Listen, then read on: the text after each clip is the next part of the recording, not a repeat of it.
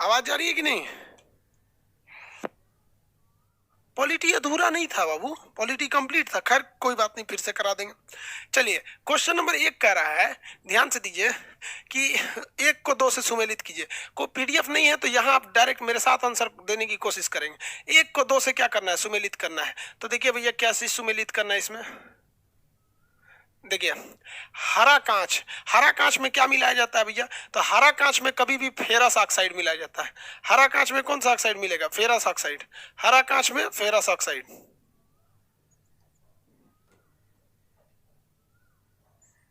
हरा कांच ferrous oxide. कीटनाशक के रूप में किसका प्रयोग करेंगे? तो कीटनाशक के रूप में आयोडीन का प्रयोग करेंगे।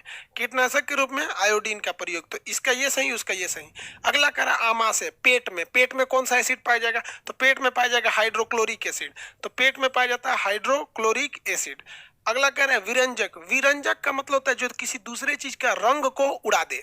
तो जब रंग को उड़ा देता है तो उसे कहते हैं विरंजक। रंग उड़ा देता है। तो रंग उड़ाने का काम कौन करता है? क्लोरीन करता है।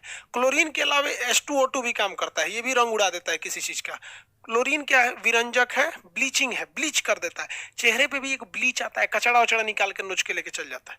POP, plaster of Paris. देखिए जब कभी जिप्सम को सुखा देते हैं तो प्लास्टर बन जाता है। हाथ पे जो चढ़ाया जाता है ना, ये होता है जिप्सम। सूखने के बाद हो जाता है प्लास्टर ऑफ पेरिस। तो देखिए इसमें पानी की कमी होती है। तो पीओपी क्या है? कैल्शियम सल्फेट है, लेकिन इसमें ज्यादा पानी नहीं रहता है, आधा पानी रहता है। कैल्शियम सल्फेट में आधा पानी रहता है। अगर आपको इसका फॉर्मूला लिखना है तो कैल्शियम सल्फेट का क्या हो जाएगा? CaSO4। CaSO4। ठीक है। अब जितना ये है इसका आधा पानी कर दीजिए, हाफ H2O। तो अगर पानी उड़ गया है, हाफ H2O हो गया है, तो क्या चीज है? पीओपी है। लेकिन जब डॉक्टर लगाता है तो गीला करके लगाता है, वो जिप्सम लगाता है, तो इसमें आधा पानी ना करके 2 गुना पानी कर दिया जाता है। तो वो क्या हो जाता है? जिप्सम हो जाता है। इसलिए क्वेश्चन आपसे एग्जाम में ये पूछ सकता है कि जिप्सम का निर्जलीकरण, मतलब जिप्सम से पानी को निकाल दीजिएगा, उसमें जल नहीं रहेगा तो निर्जल हो जाएगा। तो जिप्सम का निर्जलीकरण से क्या मिलता है? तो प्लास्टर ऑफ पेरिस, पीओपी बन जाता है। हाथ पे डॉक्टरवा नहीं बांध देता है, टूटल है तो घूमते रहिए 40 दिन लेके, समझ? तो ये पीओपी होता है, प्लास्टर ऑफ पेरिस। सोडियम एजाइट। आप में से कितने लोग बता सकते हैं सोडियम एजाइट क्या होता है? गाड़ी चलाते हैं ना तो सोडियम एजाइट क्या करता है? नाइट्रोजन गैस निकालता है खटाक से। तो कार चलाएंगे, एक्सीडेंट होगा ना तो यहाँ आगे गुब्बारा बन जाता है, उसी को कहते हैं एयर बैग। तो सोडियम एजाइट का प्रयोग किस में करते हैं? एयर बैग में करते हैं। किस में करेंगे? एयर बैग का।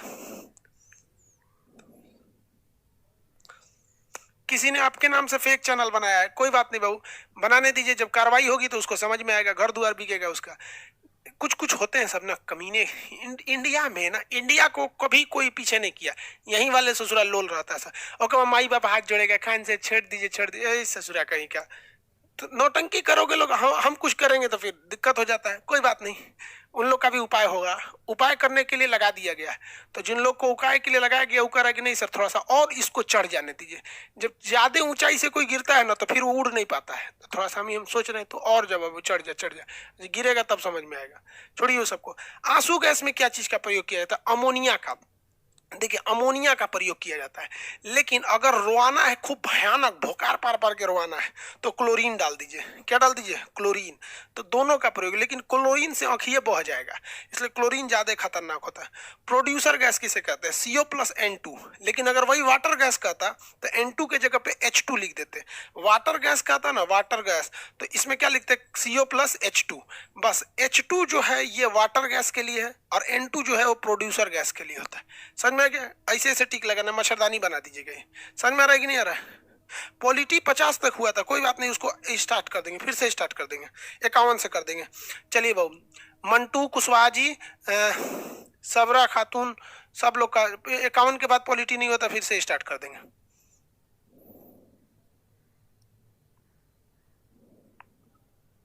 ठीक है मंटू कुशवाहा जी, सुभाष कुमार, ठीक है भाई, पॉलिटी कर देंगे। इतना समझ में आ गया ना? इसको ऐसे मच्छरदानी की तरह घेर लेना है। क्या कर लेना है? मच्छरदानी की तरह घेर लेना है। आगे देखते हैं। प्रोड्यूसर गैस तक हो गया। वाटर गैस, देखिए वाटर गैस में क्या होगा, CO प्लस H2 हो जाएगा वाटर गैस। बायोगैस जो होता है ना, इसी को कहते हैं हम लोग, बायोगैस को प्राकृतिक गैस, बायोगैस को क्या कहते हैं, प्राकृतिक गैस। अब आप बताइए प्राकृतिक गैस को इंग्लिश में क्या कहेंगे, प्राकृतिक गैस को इंग्लिश में क्या कहेंगे, नेचुरल गैस, नेचुरल गैस। और जब इस नेचुरल गैस को सिलेंडर में पकड़ के चाप देते हैं, कंप्रेस कर देते हैं, तो इसी नेचुरल गैस को चपाइल नेचुरल गैस कहते हैं, चपा हुआ नेचुरल गैस। सी से क्या हो गया, चपा हुआ, तो चपा हुआ नेचुरल गैस। चपा हुआ को CBSE वाला कहता है कंप्रेस, हम लोग क्या कहते हैं, चपाइल नेचुरल गैस। तो चपाइल प्राकृतिक गैस या कंप्रेस नेचुरल गैस, CNG कहते हैं, यही चीज है सोच रहा प्राकृतिक गैस, इसी को मीथेन कहते हैं। तो ये सब कुछ क्या है भैया, ये सब कुछ मीथेन है। सी ये हो गया यहाँ पे। सी से क्या होता है, चपाया हुआ, समझ में गया। अगला देखिए LPG, लिक्विफाइड पेट्रोलियम गैस, ये जो सिलेंडरवा में जलाते हैं लोग, जिसका खाना बनता है, वो उसे क्या कहते हैं, LPG कहते हैं। सिलेंडर वाले को क्या कहते हैं,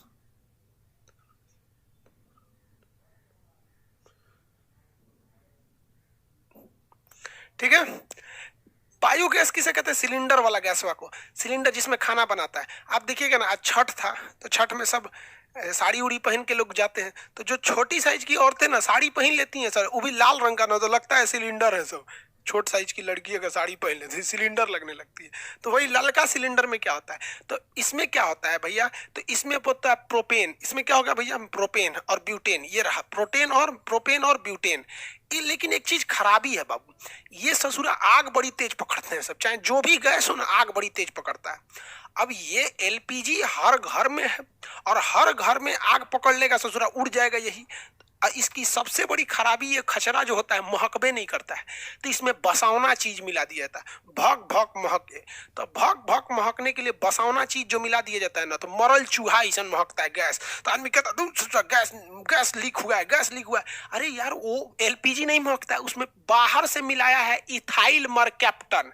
क्या मिलाया है, इथाइल मरकैप्टन, C2H5SH। इसको 5 मत समझिएगा, SH होता है, सल्फर का होता है वो।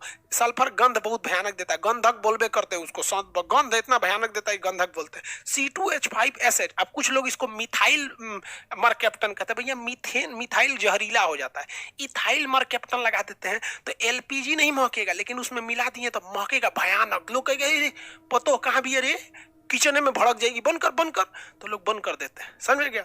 CNG का मतलब, C से चपाइल, N से नेचुरल, G से गैस, चपाइल नेचुरल गैस। तो ये तो बायोगैस ही है, चपाइल नेचुरल गैस क्या है, बायोगैस है। तो भैया इसमें क्या लिखेंगे, जैव ईंधन हो जाता है। बायोगैस ये रहा, प्राकृतिक गैस कहिए या बायोगैस कहिए, अरे प्राकृतिक नेचुरल है तो है यार, यहाँ पे और कौन सी है, समझ में आ गया कि नहीं। हाँ बाबू, पॉलिटीपीडियम बोले ना, सैटरडे के दिन खाली बैठेंगे सब कर देंगे। आगे बढ़े, रोशन आनंद जी कह रहे हैं सर पढ़ने के बाद पढ़ाई से प्यार हो जाता है, बस प्यार हो गया तो फिर पूछना क्या। अब कोई आपको कहेगा मत पढ़ तो भी नहीं कहेंगे, बस सोच रहा पढ़ाई से प्यार हो गया है, एकरे से पढ़ेंगे। अगला कह रहा कोल गैस।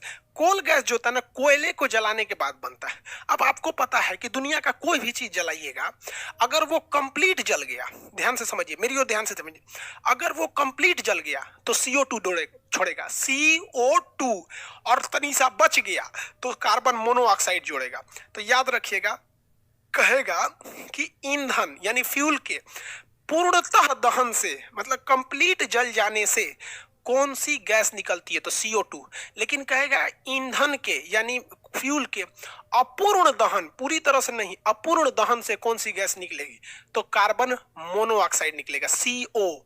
आधा जला तो CO, अब पूरा जल गया तो CO2। क्या हो गया, CO2, ये कोल गैस में। अब एक बात बताइए, कोयला जो है प्राकृतिक रूप से मिलता है, और कोयला के खदान में मीथेन भयानक रहते हैं। कोयला के खदान में मीथेन की कोई कमी नहीं रहती है, और मीथेन में हाइड्रोजन की अधिकता होती है। देखिए CH4 किसकी अधिकता है, हाइड्रोजन की। तो कोयला के खदानों में, अब देखिए कोल गैस कोयला के गैस वाले से मिलेगा, कोयला कंप्लीट जलबे नहीं करता है, सोचो कितना कोयला जला दिए थोड़ा सा बचेगा, जो जल गया वो CO2 छोड़ा, जो बच गया वो CO छोड़ा। कोयला के खदान में मीथेन रहता ही है, और मीथेन में हाइड्रोजन की अधिकता रहती ही है। तो ये हो गया आपका कोल गैस। सिंपल सा फार्मूला, ऑप्शन में जो सबसे लंबा दिखे मार दीजिए कोल गैस, अभी ना कि कुछ मिले मार दो समझ गया, कुछ मिले तो मत मार देना यार। अगर मैं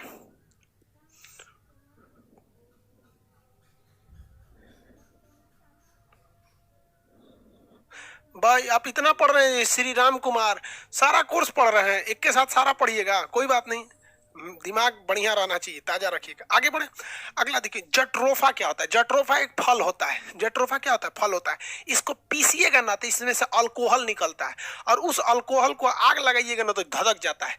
तो वैज्ञानिकों ने कहा कि ससुरा एकरे पीस के और इसी से अल्कोहल निकालेंगे, एकरे में धधकाएंगे तो सबसे अच्छा है, पेट्रोल डीजल से अच्छा है जट्रोफा लगा दीजिए। जट्रोफा का भाई होता है रतनजोत, उसको लगा दीजिए। तो ये एक तरह का बायो डीजल है, बायो ईंधन है, बायोलॉजी के हिसाब से नुकसान नहीं करेगा। हम लोग बायो ईंधन है, मर जाएंगे अगर जला दीजिएगा तो कोई दिक्कत नहीं, दफना दीजिएगा तो भी दिक्कत नहीं, प्रदूषण थोड़े करेंगे हम लोग, समझ में आया? तो ये जट्रोफा चाहे रतनजोत, ये दोनों के दोनों कैसे हैं? सब जैव ईंधन है सब। तो देखिए इसका क्या हो जाएगा? हाइड्रोजन ये हो गया, और जट्रोफा क्या है? जैव ईंधन है, जैव ईंधन है। रतनजोत भी क्या है भैया? जैव ईंधन है। रतनजोत भी क्या है? जैव ईंधन है सब। अच्छा, रेप सीड क्या होता है? ये भी, रोप सीड भी, ये भी जैव ईंधन है, प्राकृतिक ईंधन है, ये भी प्राकृतिक ईंधन है। ये तीनों याद रखिएगा, इसलिए आपको इस तरह से दिया गया है कि तीनों एक जगह याद रखें। ये तीनों पेड़ से प्राप्त होते हैं, इनको पीस के क्या बना दिया जाता है, चाहे जट्रोफा, रतनजोत या रोप सीड, ये तीनों घुमा घुमा के पीसता है, तीनों का एक ही आंसर होता है। ये एक तरह का नेचुरल डीजल है, इससे कोई प्रकार का नुकसान नहीं होता है। समझ में आ रहा है? किसी को कोई दिक्कत? ज्योग्राफी का पीडीएफ नहीं मिला है? अच्छा, सब डाल देंगे, कल सैटरडे है, कल सब डाल देंगे। वो कह रहे हैं करंट के लिए, कमेंट के लिए अल्तमास कमेंट कीजिए। ठीक है भैया, करंट भी बता देंगे। और कुछ? ये क्या है जी, ये भाग रहे। अगला, ब्लीचिंग पाउडर क्या होता है? ब्लीचिंग पाउडर जो होता है कीड़े उड़े मारने के लिए होता है, पानी, टंकी में पानी गंदा हो जाता है तो उसमें साफ करने के लिए होता है ब्लीचिंग पाउडर। ये क्लोरीन का अवयव होता है, यौगिक होता है क्लोरीन का। तो इसका फॉर्मूला देखते हैं, इसको हटा दे, बना सकते हैं लोग इसको। ब्लीचिंग पाउडर ये रहा। तो ब्लीचिंग पाउडर CaOCl2 होता है, CaOCl2 ब्लीचिंग पाउडर ही होता है। देखिए इसमें चूना भी, कैल्शियम भी होता है और क्लोरीन भी होता है। तो CaO2। हाइड्रोजन किस में प्रयोग किया जाता है? तो भैया हाइड्रोजन जो रॉकेट इंजन में प्रयोग किया जाता है, लेकिन इसकी खराबी क्या है? हाइड्रोजन में आग लगाने के लिए इसको कम से कम ठंडा करना पड़ता है, जानते हैं कितना? -153 डिग्री जलता है। इसीलिए इसे कहा जाता है ये भविष्य में कभी इतना तगड़ा फ्रिज आएगा सबके घर में तो इसे जलाया जाएगा, इसलिए इसे भविष्य का ईंधन कहा जाता है। जबकि यूरेनियम इतना महंगा है कि आदमी आस लगा के बैठा है कि कभी सस्ता होगा तो इसे भी जलाया जाएगा, इसलिए इसे आशा का ईंधन यूरेनियम और भविष्य का ईंधन हाइड्रोजन कहा जाता है। ये रॉकेट में प्रयोग होता है। रॉकेट को हम लोग परनोदक कहते हैं, ये परनोदक कहिए या इसे कहिए क्रायोनिक इंजन। क्या कहेंगे? क्रायोनिक इंजन में प्रयोग होता है। दोनों में से किसी एक में होता है, क्रायोनिक इंजन में इसका प्रयोग किया जाता है। समझ में आ गया? आगे बढ़े।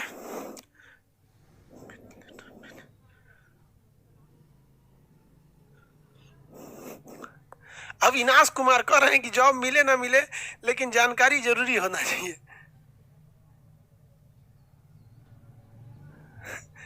भाई नौकरी क्यों नहीं मिलेगा?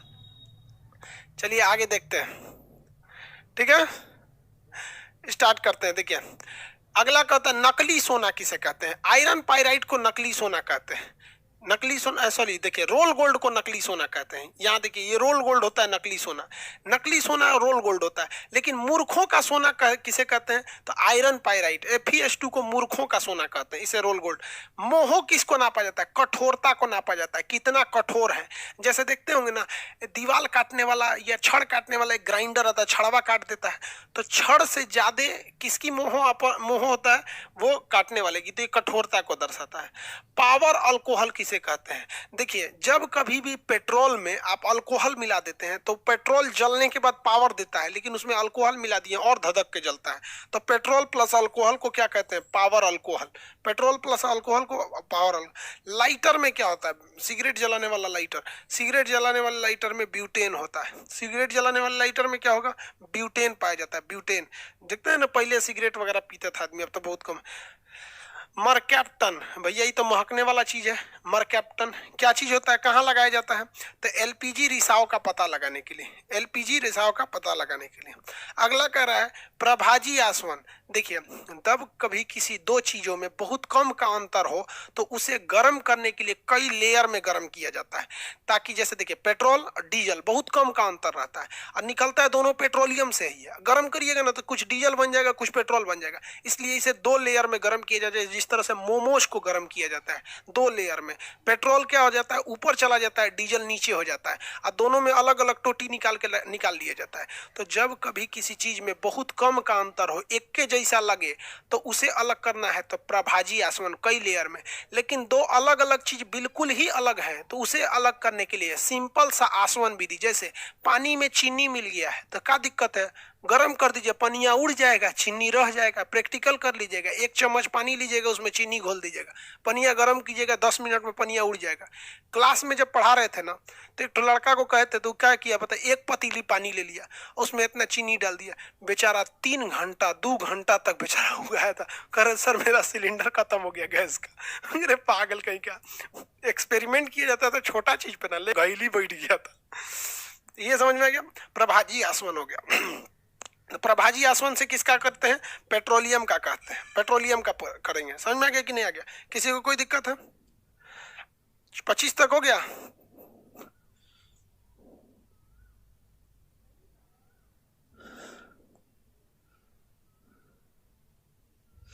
मोनी भारती का कहना है कि सर पहली बार पढ़ाई से प्यार हुआ है। अच्छी बात है भाई।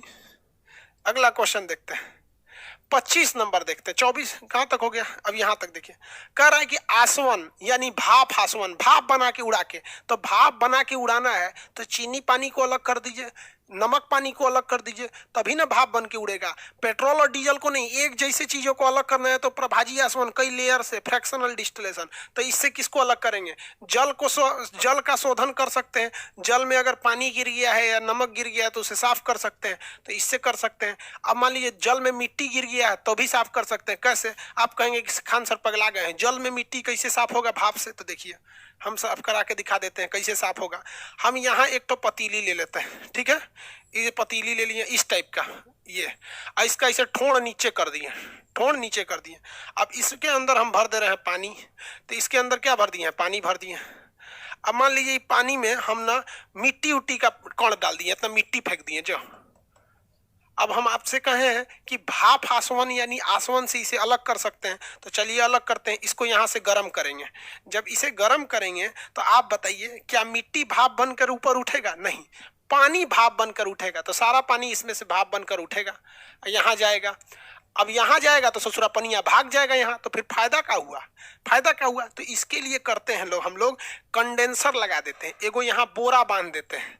कंडेंसर मतलब क्या होता है, बोरा बांध दीजिए और इसको पानी से छिड़क दीजिए, पानी छिड़क दीजिए। उसी को सीबीएसई बोर्ड वाला कहता है कंडेंसर है। अरे घंटा कंडेंसर है। हमारे यहाँ बिहार में लोग ठेला पे घैली बांधते हैं लोग, गर्मी के दिन में सतुआ पियाने के लिए, और ठेलवा को लाल कपड़ा से ढक के पानी छिड़कते रहते हैं सर। उसको हम लोग भीगल गमछा कहते हैं और उसको सीबीएसई वाला कंडेंसर कहता है। और लड़का सोच सोच पगलाया रहता है, इसे सुना कंडेंसर कहाँ मिलेगा, हर घर में कंडेंसर होता है। बिहार के लोग जब ट्रेन में जाते हैं ना तो क्या करते हैं कंडेंसर बनाने के लिए, देखिए पानी का बोतल ले लेता है सर 2 लीटर वाला, और इस पे गमछा बांध के इसी को भीगा भीगा रखे रहता है सर। पानी बेचने वाला आएगा, बिस्लरी बिस्लरी है क्या, हो लो बिस्लरी, घर से लिए लो मुजफ्फरपुर से। समझ में है कि नहीं? वही कंडेंसर है यहाँ पे।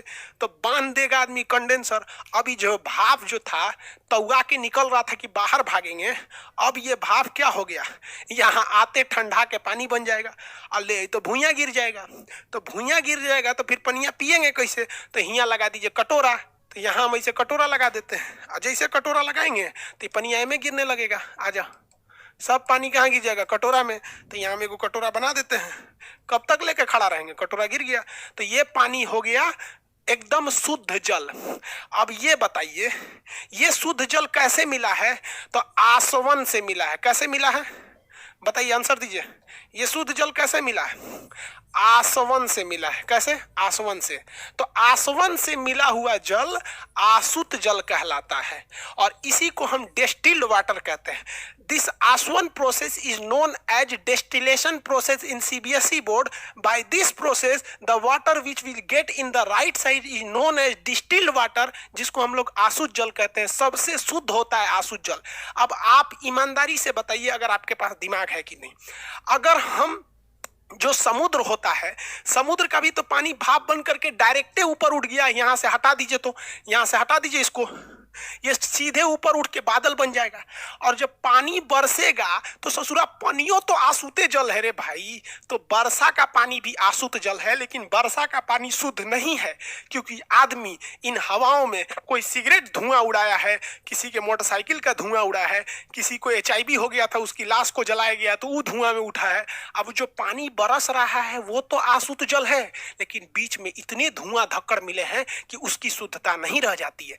इसलिए आशुद्ध जल दोनों है, लेकिन वर्षा का जल शुद्ध रूप से पहुंचता नहीं है। सबसे शुद्ध जल आशुद्ध जल होता है। समझ में आ गया इस आसवन से? किसी को दिक्कत?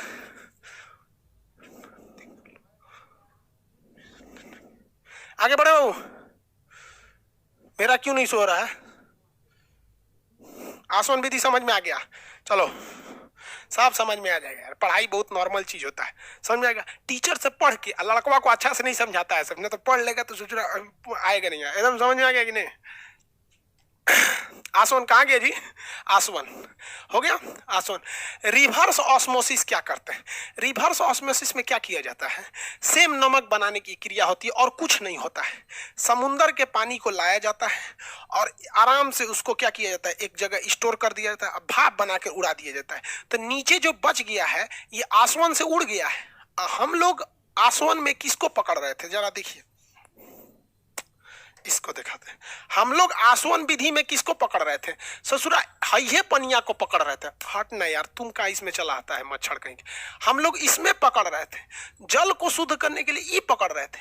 लेकिन अगर समुद्र के जल में तो नमक भी रहता है, यही प्रोसेस वहां से अगर कर दे और घैलिया हटा दे तो पानी इधर से चला जाएगा, भाड़ में जाए पानी। घैलिया में क्या बचेगा? ओन्ने मत देखिए, घैलिया में क्या बचेगा? समुंदर का पानी सब उड़ गया तो घैलिया में बचेगा नमक। तो हम लोग इसे क्या कहते हैं, नमक बनाने की क्रिया, रिवर्स ऑस्मोसिस। क्या कहेंगे? Reverse osmosis. आगे बढ़ते हैं।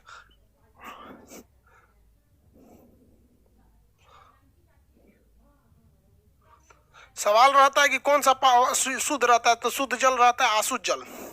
शुद्ध जल आशुद्ध जल होता है, वर्षा का नहीं होता है। अब तो कंसेप्ट से समझा ही दिए यार। वर्षा का जल में तो एसिड ड्रेन हो जाते हैं सर। इसीलिए तो कहा जाता है कि पहली बरसात में नहाइएगा तो खजुआट हो जाएगा, क्योंकि 1 साल का कचरा हवा में है। अब पहली बरसात में नहाएंगे तो सब कचरा पोत देगा शरीर में, तो खजुआट हो जाएगा। तो पहले के लोग पढ़े लिखे नहीं थे लेकिन तजुर्बे वाले थे, कहते थे सब के बुनी बरसात नहिले है, चल अब ते घरे में नहाओ। तो बरसात में नहा के आएंगे तो घर वाला दोबारा घरे नहा लाता था, क्योंकि उसको पता था कि शुद्ध जल से नहा के नहीं आया है, इसलिए पकोट के आदमी रखवा देता था। समझ में आ गया? हाँ, बरसात के दिन में तो बरसात के जल उतना शुद्ध नहीं होता है। पहली बरसात में तो नहीं नहाना चाहिए, गंदा होता है। यहाँ पे एगो हीरोइन गाना गा रही है, भीग जाने दे पहली बरसात में, पकड़ लिया खजुआट हो जाएगा। ओके, फिर अब खजुआते रहेगी, भीग जाने दे पहली बरसात में, खजुआट लेके। आगे देखिए, बुद्धि नहीं होता है हीरोइन उरीन को। अरे भाई, हीरोइन उरीन को नाम नहीं लिए ना तो हीरोइनिया केस कर देती। खान सर हमरा पे बोल रहे बड़ बड़ आदमी से डर के रहना पड़ता है। आगे देखिए, ड्यूरेलिमीन का परमाणु क्रमांक कितना होता है? 1 है। हाँ, ड्यूटेरियम एक ही होता है, परमाणु क्रमांक एक ही होता है। समझिए कैसे। देखिए, हाइड्रोजन जो होता है ना, हाइड्रोजन का 3 ठो भाई हैं सब। हाइड्रोजन के कितने भाई हैं? सब 3 भाई हैं सब। इसलिए इसे हम लोग आवारा तत्व कहते हैं। बहुत आवारा है, ससुरा कहीं चल जाता है। आवारा कण कहेगा तो आवारा तत्व कहेगा तो हाइड्रोजन, आवारा कण कहेगा तो इलेक्ट्रॉन हो जाता है। हाइड्रोजन के 3 भाई, सबसे छोटका का नाम है प्रोट्रियम, प्रोट्रियम। दूसरा का नाम है ड्यूटेरियम और तीसरा का नाम है ट्राइटेरियम, ट्राइटेरियम। ये तीनों भाई हैं सब, तीनों एक के जगह रहता है सब। 1H 1H 1H, लेकिन इस पे एगो भार, इसका भार 2, इसका भार 3। समझ में आ गया कि नहीं आ गया? तो ये हो गया प्रोट्रियम। प्रोटियम से बनता है जल, ड्यूटेरियम से बनता है भारी जल D2O, और इस ये बनता है रेडियो एक्टिव। ये होता है रेडियो एक्टिव, इसे सूरा बीमार डाल देगा, मर जाएगा आदमी इससे। रेडियो एक्टिव, समझा क्या? रेडियो एक्टिव ये सबसे हल्का वो है। तो देखिए परमाणु क्रमांक तो सबका एक ही है, एक तीनों एक के जगह पे बैठता है ऐसा।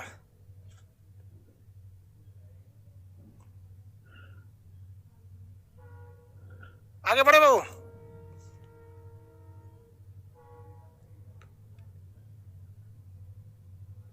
किसी को कोई दिक्कत?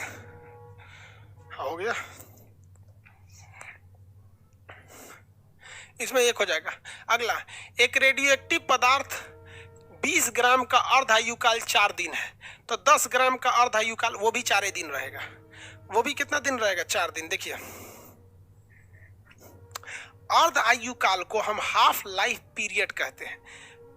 अर्ध आयुकाल एक ऐसा समय होता है जिसमें कोई भी चीज अपने पहली वाली वैल्यू से आधा हो जाता है, तो ये कभी बदलता नहीं है। Half life period, time period कभी बदलता नहीं। जैसे 4 है ना, तो इसके कहने का मतलब है कि हर 4 दिन बाद वो अपने पहली वाली वैल्यू का आधा रह जाएगा।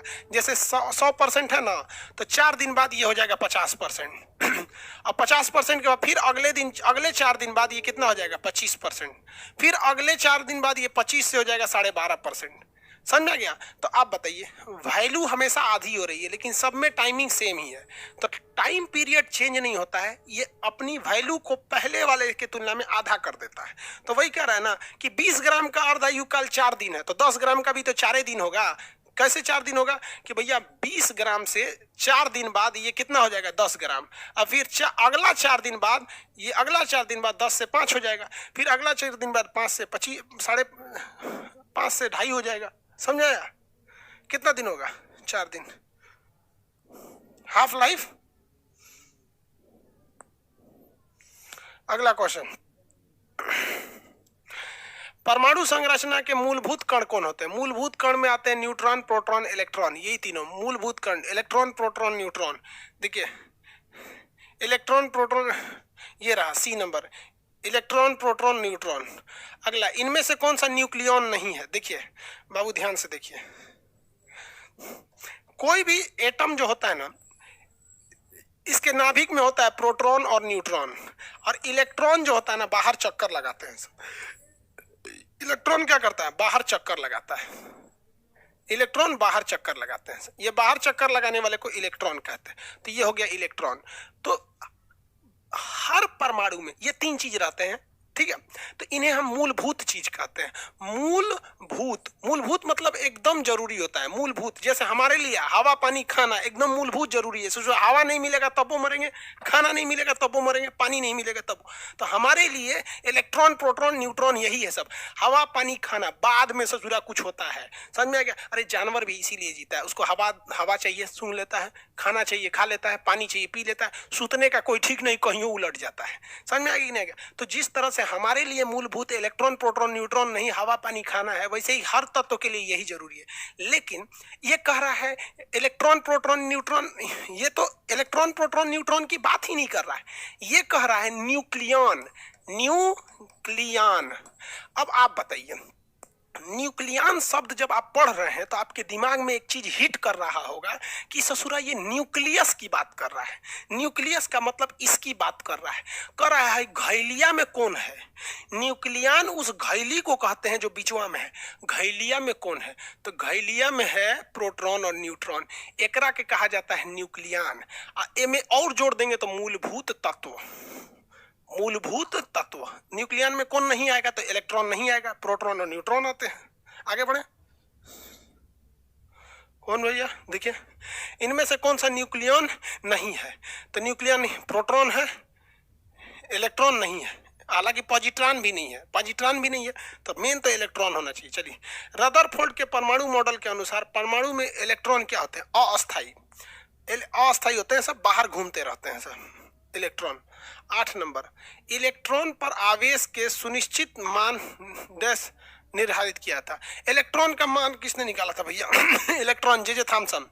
Electron J Thomson. नाभिक की खोज रदरफोर्ड।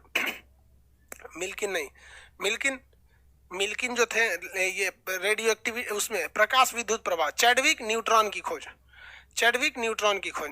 8 नंबर हो गया भैया। क्वेश्चन बड़ी लंबा लंबा है, देखिए अगला क्वेश्चन। निम्न में कौन उस तत्व के परमाणु भार से संबंधित है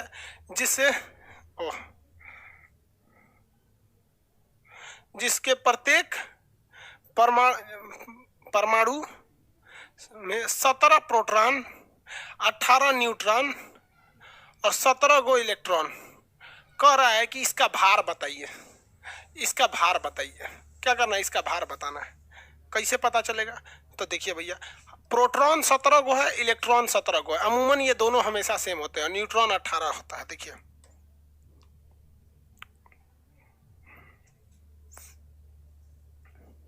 कितना दिया था भैया, प्रोटॉन दिया था 17, न्यूट्रॉन दिया था 18 और इलेक्ट्रॉन दिया था 17, यही ना दिया था। और पूछ रहा था भार बताइए, पूछ रहा था भार बताइए। देखिए भाई, हमेशा भार जो निकाला जाता है वो नाभिक का निकाला जाता है। बाहर कक्षा में इलेक्ट्रॉन का भार ना निकाला जाता है ना ससुरा निकल पाता है, क्योंकि ये एक जगह स्थिर नहीं रहता है, गुचुर गुचुर घूमते रहता है। हमेशा क्या रहता है, गोलियाते रहता है। हम कहेंगे हमारा भार निकालिए, तो हम ऐसे ऐसे नाचेंगे, ससुरा भार निकलेगा नहीं निकलेगा। तो वैसे ही हमेशा जो भार निकाला जाता है, तो परमाणु का जो भार निकाला जाता है वो एक्चुअल में उसके नाभिक का भार निकाला जाता है। केमिस्ट्री का वैज्ञानिक हमसे झूठ बोल के चल गया सब कि हम परमाणु का भार निकाल रहे हैं। वो परमाणु का भार कहता है, निकालता है नाभिक का भार। किसका भार, नाभिक का भार। तो ससुरा भार मतलब होता है नाभिक, भार मतलब नाभिक, न्यूट्रॉन न्यूक्लियस नाभिक होता है, और नाभिक का मतलब होता है प्रोटॉन प्लस न्यूट्रॉन। यहाँ प्रोटॉन दिया 17, न्यूट्रॉन दिया 18, 17 प्लस 18 35, कितना हो जाएगा 35। समझ में आ गया, किसी को कोई दिक्कत नहीं। इसी को कहा जाता है भार।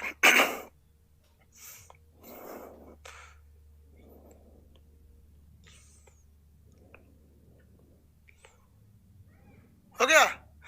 रोहित सिरोगा क्या कर रहे हैं, या तो जगह बदल रहे थे नेट पर। एनटीपीसी के लिए भी एक टॉनिक वीडियो, हाँ भैया उसके लिए भी हो जाएगा, आप टेंशन नहीं लीजिए। आगे देखते हैं। टॉनिक वीडियो जानते हैं कब आता है, एग्जाम के लास्ट में। इसमें कितना होगा 35। अगला, परमाणु क्रमांक का खोज किसने किया था। परमाणु क्रमांक की खोज मोसले ने किया था। किसने किया था, मोसले ने। नाभिक की खोज रदरफोर्ड ने किया था। प्रोटॉन की खोज गोल्डस्टीन ने। लेकिन नाम किसने दिया था, तो रदरफोर्ड ने। प्रोटॉन खोज के गोल्डस्टीन में दिखा रहा था, आई देखो आई देखो आई देखो आई देखो, तो रदरफोर्ड का देखे देखे कौन सी है रे, कौन सी है, ई, इसका नाम प्रोटॉन रहेगा। तो लोगों को कहता है कि ना प्रोटॉन की खोज रदरफोर्ड ना, वो नाम रखा था। समझ में आ गया कि नहीं आ गया, समझ में आ गया। जैसे किसी बच्चे को मान लीजिए आपको जन्म दी आपकी माता जी, जन्म दी, नाम कौन और सुझा देता है, मोहल्ले का कोई आके कह दिया बबुआ का ई नाम रख दीजिए, तो नाम रखा जाता है। तो ये थोड़ा ना हो गया कि वो आपका बाप हो गया। बाप तो जो बाबूजी हम वही ना हो जाएंगे। नाम रखने वाला को कब तो पंडित जी नाम रख के चल जाते हैं, इनका नाम ही होगा यहाँ पे। नाम रखा था ससुराई रदरफोर्डवा, खोज किया था गोल्डस्टीनवा। आगे बढ़े, क्वांटम सिद्धांत मैक्स प्लांक 1905। क्वांटम सिद्धांत मैक्स प्लांक 1905। ससुराई को अब्बे आके जुड़ा है, कर रहा है गुड इवनिंग सर। अरे बाप रे, बबनी है रुचि कुमारी, गुड इवनिंग। अभी आके जुड़ी है। लड़की सब जब उठती हैं तो तब सुबेरे हो जाता है, मलते हुए उठेंगे गुड मॉर्निंग, देखिए 3 बज गए लो। आगे देखिए अब गुस्सी आ जाएगी। पाउली का नियम क्या था, अपवर्जन नियम था। क्वांटम सिद्धांत से संबंधित पाउली ने एक अपवर्जन नियम दिया था। 2 या 2 से क्वांटम सिद्धांत कभी बराबर नहीं हो सकते, अपवर्जन नियम कहा था। हुंड का नियम कक्षक से संबंधित है। आप ऐसे केमिस्ट्री में देखे होंगे, कक्षक, पहला इलेक्ट्रॉन, दूसरा इलेक्ट्रॉन, तीसरा इलेक्ट्रॉन, चौथा, पांचवा, छठवा, इसी को कक्षक कहते हैं। हुंड का इलेक्ट्रॉन समझ में आ गया कि नहीं आ गया, किसी को कोई दिक्कत, किसी को कोई दिक्कत नहीं। पॉलिटी पूरा नहीं हुआ था, करा देंगे पूरा। हाइजेनबर्ग का अनिश्चितता का सिद्धांत, हाइजेनबर्ग ने कौन सा सिद्धांत दिया था, अनिश्चितता का सिद्धांत। इन्होंने कहा था कि जो इलेक्ट्रॉन घूम रहा है ना, या तो आप इसका स्पीड निकाल लीजिएगा क्या निकालेंगे? स्पीड, और नहीं तो पोजीशन निकाल सकते हैं कहाँ है। जब आप ये बताएंगे कि कहाँ है तो उस समय आप इसका स्पीड नहीं बता पाएंगे, और जब सोचेंगे कि स्पीडवा निकाल दें तो इसका पोजीशन नहीं बता पाएंगे। तो अनिश्चित था, दोनों में से कोई एक ही निश्चित था, अनिश्चितता का सिद्धांत। अब हबाऊ का नियम उप कक्षा से संबंधित है। उप कक्षा एस पी डी एफ होते हैं, एस पी डी एफ। इसमें जो इलेक्ट्रॉन आते हैं वो 4-4 के अंतराल पे भरते हैं। 2 इसमें 4 करेंगे तो 6, फिर 4 करेंगे तो 10, फिर 4 करेंगे तो कितना हो जाता है? 14। समझ में गया? तो 4-4 के अंतराल पे भरे जाते हैं।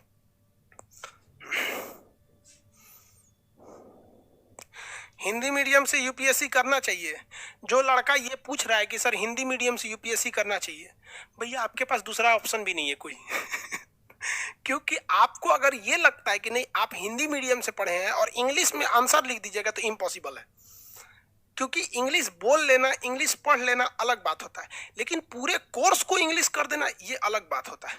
तो आपको तो अगर आप हिंदी मीडियम के हैं, सोचते हैं कि हम इंग्लिश मीडियम में दे तो 2 साल लग जाएगा आपको अपना मीडियम चेंज करने में, समझ में नहीं आएगा वहां पर। इसलिए बेहतर है हिंदी मीडियम से ही दीजिए, ठीक है। और हिंदी मीडियम वालों के लिए थोड़ा सा तकलीफ केवल पीटी में होता है, जहां वो ज्यादा छट जाते हैं। पहला पीटी में होता है, मेंस में उतना तकलीफ नहीं होता। हाँ, मेंस में भी होता है लेकिन उतना तकलीफ नहीं होता। लेकिन दिक्कत क्या होता है, हिंदी मीडियम वाले पीटी से ही ज्यादातर छट जाते हैं। उसका भी एक तरीका है यार पीटी निकालने का भी। देखो एक बात, हम सीधी सी बात बताते हैं, जो व्यक्ति हार्ड वर्क करेगा वो कभी आगे नहीं जाएगा, याद रख लेना। हार्ड वर्क केवल आपका पेट पाल सकता है। जब भी आप स्मार्ट वर्क करिएगा तो आप आगे जाइएगा। स्मार्ट वर्क, गूगल क्या करता है? स्मार्ट वर्क करता है। आपका मोबाइल तब तक नहीं चलेगा जब तक आपके अंदर एक ईमेल आईडी नहीं है। और याद रखिए, गूगल आपको बेवकूफ बना रहा है, ईमेल आईडी बनवा रहा है फ्री में। हर लड़के का 2 गो ईमेल आईडी, 3 गो ईमेल आईडी। आने वाले 2 साल में गूगल कहेगा कि हम हर ईमेल आईडी का साल भर का हम फीस लेंगे। एक ईमेल आईडी से अगर वो 1 रुपया भी लेता है, ससुरा हिंदुस्तान में कम से कम 200 करोड़ मोबाइल है, 130 करोड़ लोग हैं, और हर आदमी का 3-4 गो ईमेल आईडी है। तो हम मान के चलते हैं एक आदमी के 1.5-2 गो, बचवा का नहीं भी है तो एगो हमारे पास 4-5 गो ईमेल आईडी है। 5-6 गो से ज्यादा ही होगा यार। अलग अलग काम के लिए अलग अलग आदमी रखता है, बैंक में अलग, यहाँ अलग, यहाँ अलग। तो अगर 1 रुपया भी चार्ज किया ना गूगल एक ईमेल आईडी पे, तो एक झटके में वो इंडिया से केवल कमाएगा 200 करोड़। अब कोई हार्ड वर्क करके 200 करोड़ कमा के दिखाए, वो स्मार्ट वर्क करता है। तो हिंदी मीडियम वाले लड़के यूपीएससी में कम नंबर लाते हैं या फेल हो जाते हैं क्योंकि वो हार्ड वर्क करने लगते हैं। और इंग्लिश मीडियम वाला स्मार्ट वर्क करके निकल जाता है। हिंदी मीडियम वाला तो इसी बात पे कंफ्यूजन में है कि वो बिपिन चंद्रा पढ़े कि स्पेक्ट्रम पढ़े। यार पीटी निकालना है तो स्पेक्ट्रम बिपिन चंद्रा पढ़ो, और पीटी निकालना है तो स्पेक्ट्रम पढ़ो, मेंस निकालना है तो बिपिन चंद्रा पढ़ो। उनको यही नहीं पता चलता है, तो थोड़ी थोड़ी गलतियां हो जाती हैं। कभी समझा देंगे यार, फुर्सत मिलेगा तब। अब हम भी ससुरा हो गए हैं, बुढ़ा गए हैं, अब ज्यादा क्लास लेते हैं तो थक जाते हैं। अब यूट्यूब पे भी तो क्लास लेना रहता है और अपना भी तो काम है। ऐसा थोड़ी है यार दिन भर पढ़ाते ही रहेंगे। बोरबरी का नियम कक्षा से संबंधित है। पॉजिट्रॉन की खोज किसने किया था? एंडरसन ने किया था। पॉजिट्रॉन की खोज एंडरसन ने। 11 नंबर, नाभिकीय रिएक्टर में ग्रेफाइट का काम क्या होता है? ग्रेफाइट स्पीड को धीमा कर देता है। विस्फोट के स्पीड को क्या कर देता है? धीमा कर देता है। तो या ग्रेफाइट लगाइए या भारी जल लगाइए, दोनों स्पीड को कम कर देते हैं। तो स्पीड को कम करने वाले को हम मंदक कहते हैं, मंदक। ग्रेफाइट का प्रयोग हम मंदक के रूप में करते हैं। मॉडरेटर स्पीड को घटा देता है। मॉडरेटर होता है स्पीड को क्या करता है? घटा देता है। किसी को कोई दिक्कत?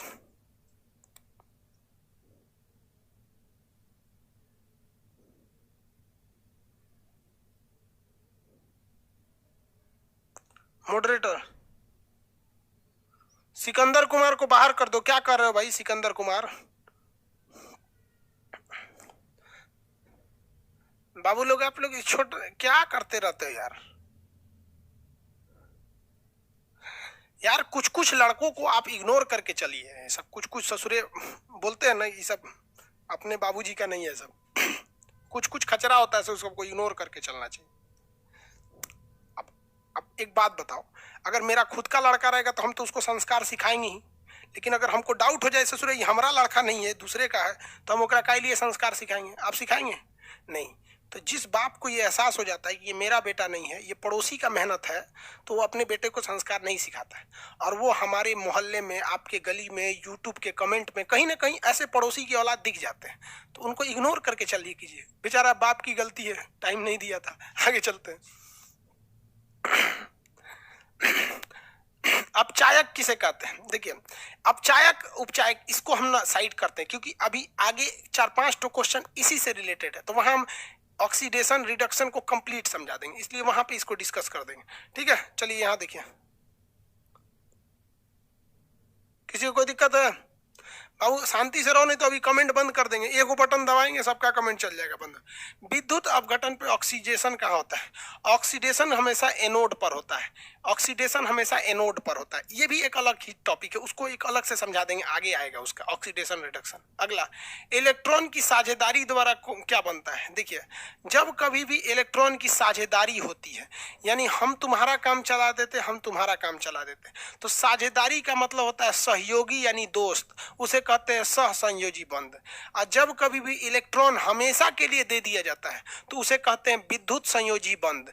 जैसे विवाह, जैसे विवाह, विवाह में क्या होता है, लड़कियां हमेशा के लिए दे दी जाती है कि अब तोहरे हो गई, अब ना यार आएगी तो मेहमान कहलाती है, तोहरे हो गई एकदम में, तो हमेशा के लिए दे दिया, तो विद्युत संयोजी बंध। और अगर केवल साझेदारी कह रहा है, साझेदारी, तो वो कौन सा आता है? सहसंयोजी बंध। समझ में कि नहीं? जैसे दोस्त दोस्त क्या होता है? सहसंयोजी बंध। हस्बैंड वाइफ क्या होता है? विद्युत संयोजी बंध। हर हस्बैंड वाइफ विद्युत संयोजी बंध होते हैं।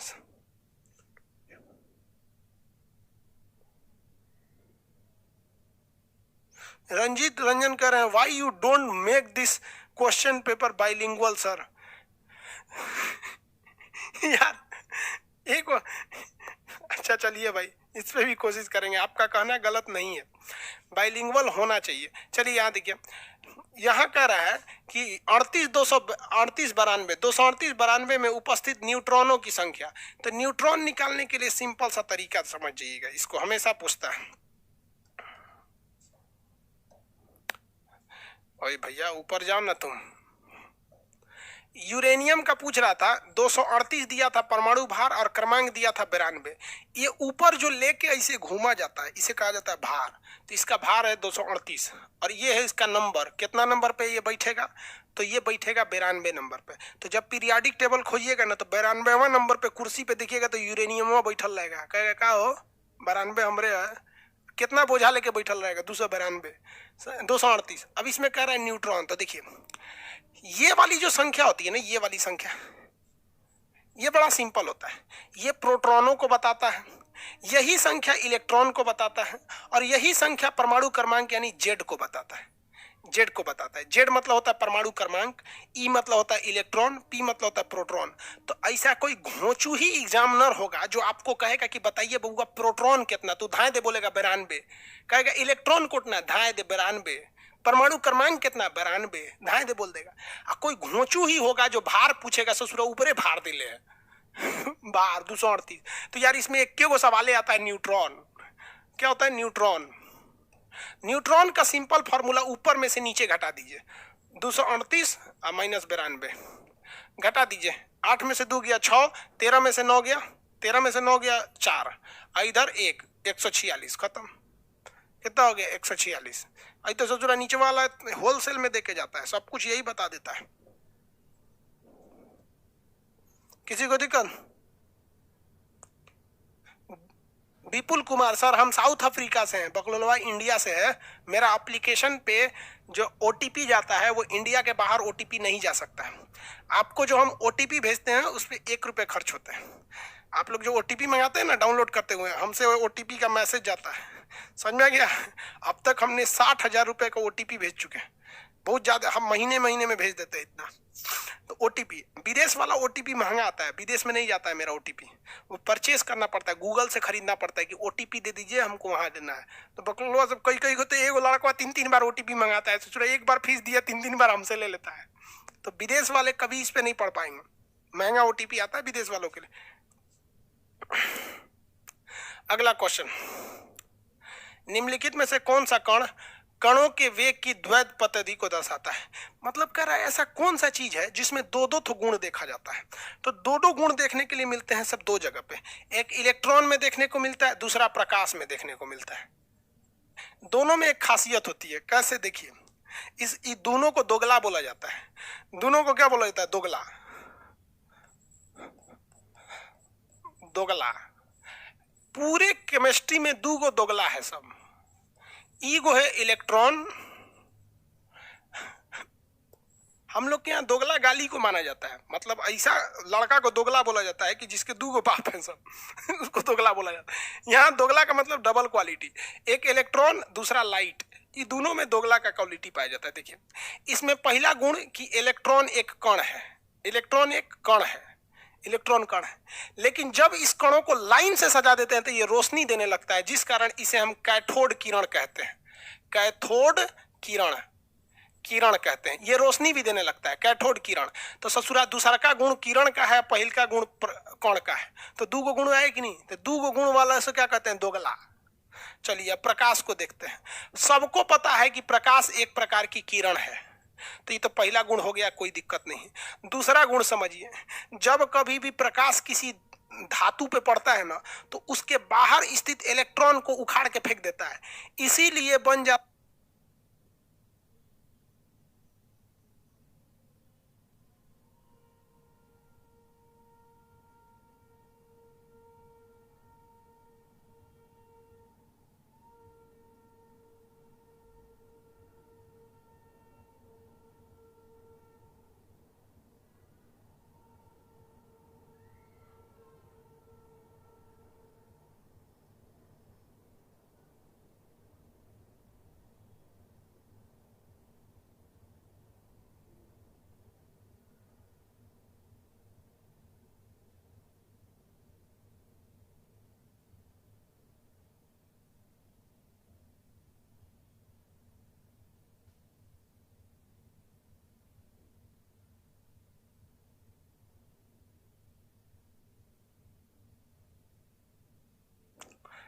समझ आ गया ना बहू? देखिए लाइट जो है ना वो किरण भी है, और सूरज की रोशनी छोटे छोटे कणों के रूप में आती है, जिन कणों को कहते हैं फोटान। तो आता है कण की तरह लेकिन दिखता है रोशनी की तरह। सेम वैसे ही होता है इलेक्ट्रॉन, रहता है कण की तरह, दिखता है इलेक्ट्रॉन रोशनी की तरह। इसी को कहा जाता है दोगला गुण।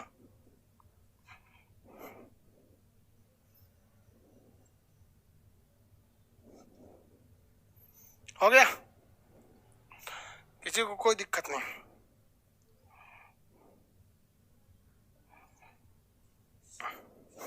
इसमें क्या होता है? इलेक्ट्रॉन। अगला क्वेश्चन कह रहा है 17, सुमेलित कीजिए चार्ल्स का नियम किससे संबंधित होता है? तो देखो ये सब बड़ी भयानक पूछता है चार्ल्सवा बायल्स वाला। ये चार्ल्स और बायल्स, इसका एक शॉर्टकट याद रखिएगा। चार्ल्स जो है ना टीवी देख रहा है,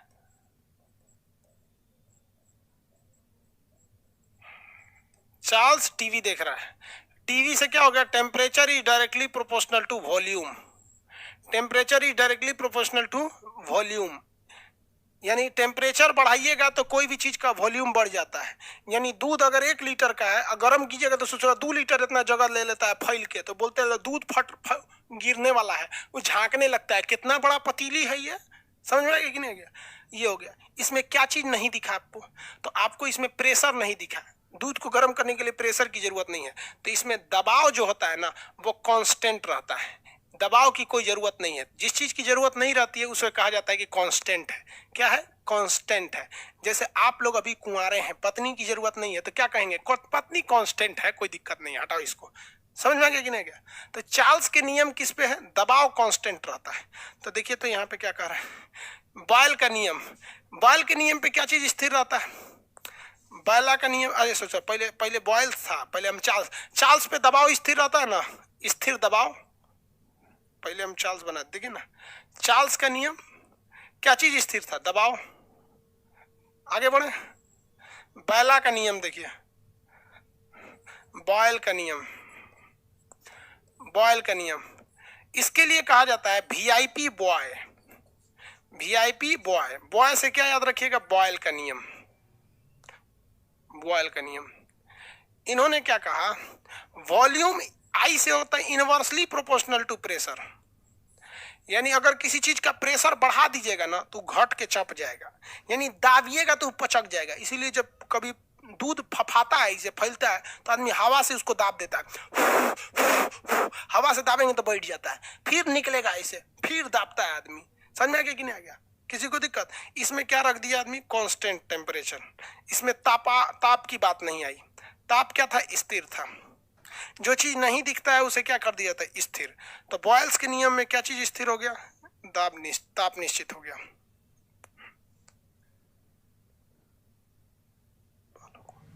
नेपाल वालों को क्या कर रहे हैं?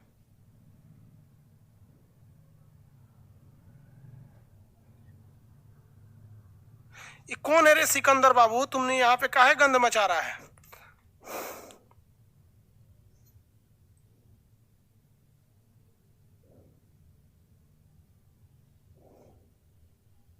बाबू काहे नौटंकी कर रहे हो? अभी डिलीट कर देंगे, एप्लीकेशन से चले जाओगे, पैसा डूब जाएगा।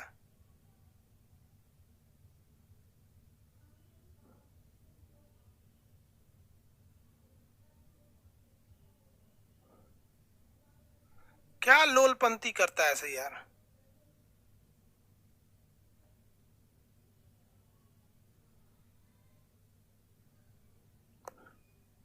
चलिए वो सैटरडे संडे को भी क्लास ले लेंगे।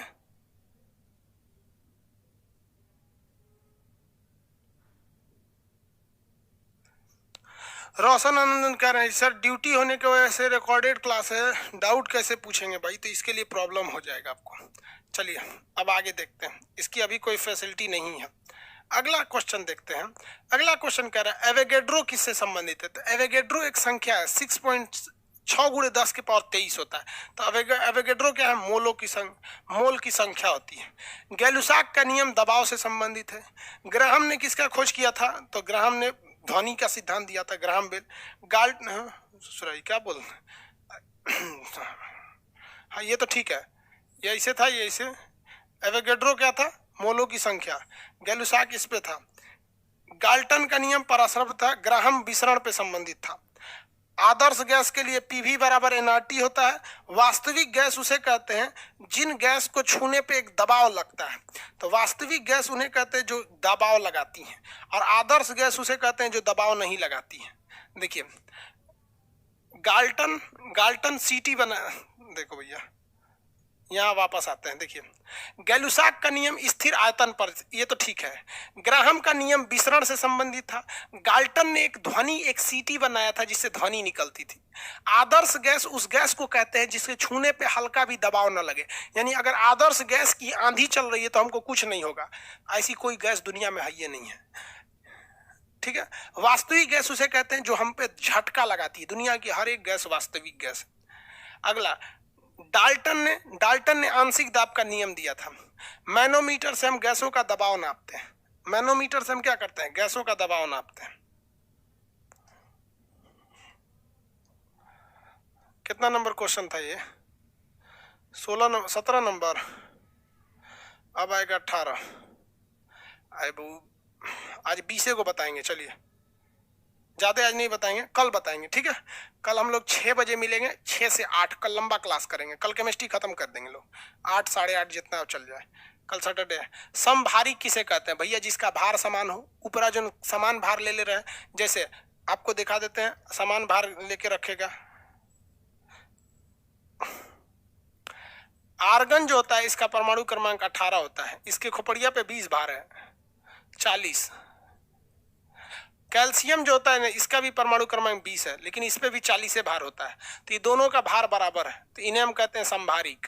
संभारिक उसे कहते हैं जिनका परमाणु क्रमांक यानी नंबर सेम नहीं रहे लेकिन ऊपर का भार सेम रहता है, उसे संभारिक या आइसोबार कहते हैं।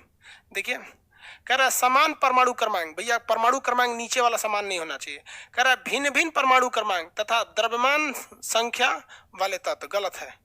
भिन्न भिन्न परमाणु क्रमांक तथा भिन्न भिन्न द्रव्यमान, ये भी गलत है। समान परमाणु क्रमांक तथा देखो भैया बी में कहीं देखो तो भिन्न भिन्न परमाणु क्रमांक तथा समान द्रव्यमान संख्या, ये सही है। ऊपर गलती से पढ़ के चले गए थे, देखिए ना।